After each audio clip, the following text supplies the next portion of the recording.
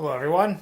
Last time I taught the class, I went out for a little camping trip. One of the best ways to get people interested in outdoor things is to get them out in the woods, get them out in on a river, get them in the ocean on a kayak, something like that. I'm going out for 3 days to Garden of the Gods in southern Illinois. I've been there one time before. One of the reasons I picked it is because they have 4G connectivity throughout the whole park, believe it or not. And that way I can keep in touch with you in the class and to be out in the woods. All right, so here's my pack for 3 days. I'm sure some of you know about camping, but many of you won't. So here's the pack, pretty lightweight. Hiking poles. I tend to take hiking poles because at least this time of year, I tend to use a tarp. This is the tarp. It's pretty small. And here's my entire food bag. A couple of Nalgene bottles. My Gigapower stove, Snow Peak stove. Highly recommended. Had that for years and years. This is my sleeping bag. Sleeping pad, sleeping bag. First aid kit, toiletries. That's the case for my phone to protect it. There's cold weather gear, compressed down vest, extra socks, and that's about it. Hi everyone, I'm about 1 hour into the hike. I don't know how far that is, 3 miles, 2 to 3 miles. I stopped at this lovely overlook. It's bare rock.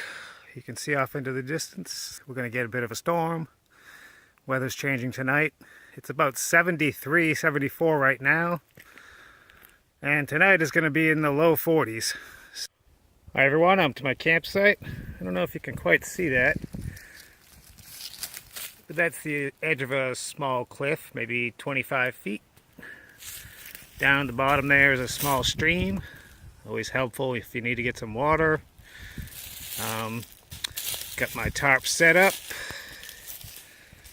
Got my bed. Looking nice and cozy. It's really interesting.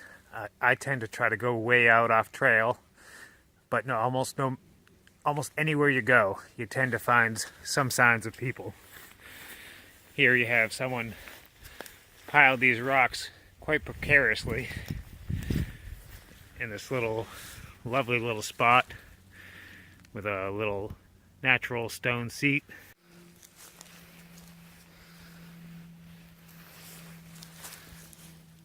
The entire top of this is covered with moss and lichen over a rock.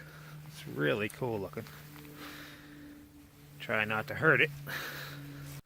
I was wandering around camp today. Hey everyone.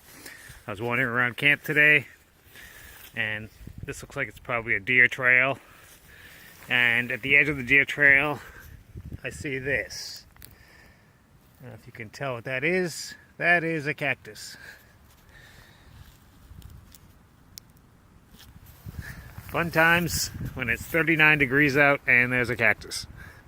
I thought perhaps the cacti were a bit of a fluke. Cactus doesn't normally grow where it's this cold.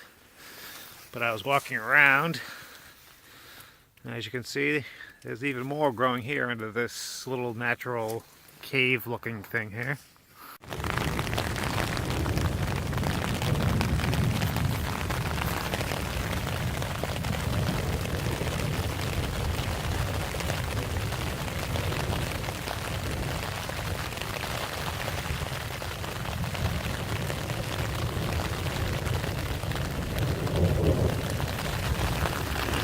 Well, it got a lot colder the last couple nights than I had expected, but that kind of happens when you go out in the woods.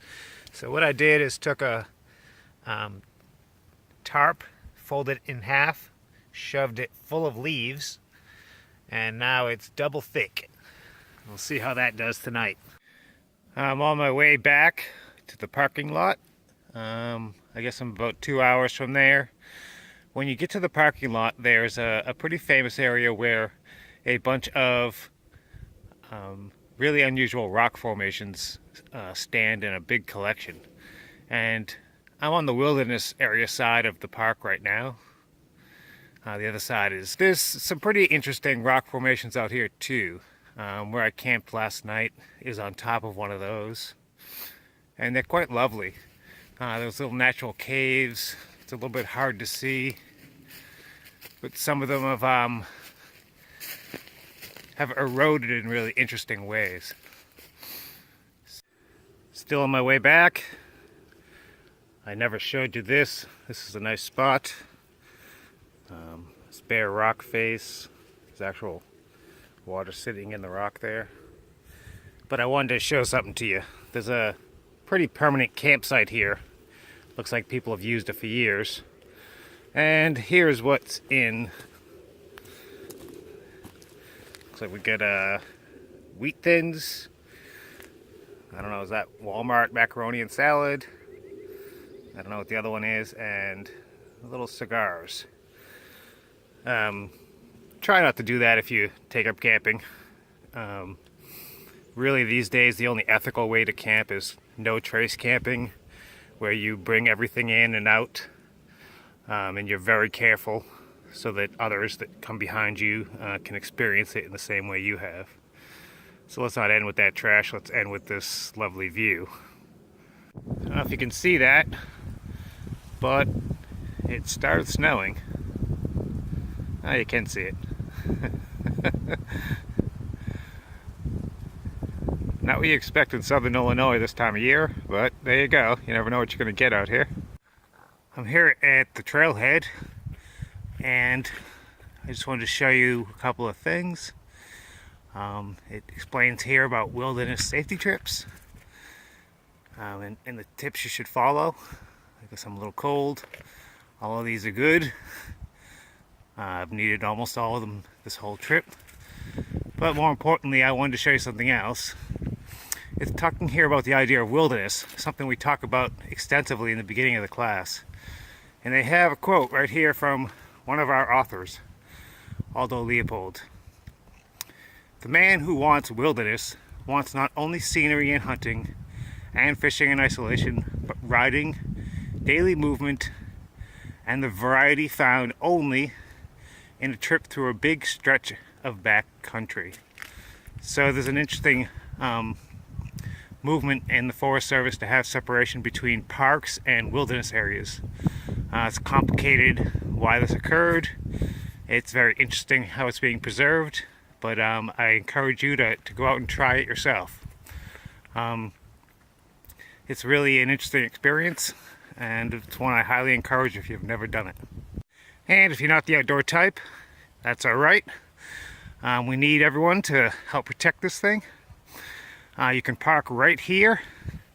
There are stairs and a cement trail that leads you up around an observation trail, where some of the most magnificent, one in a million really, stone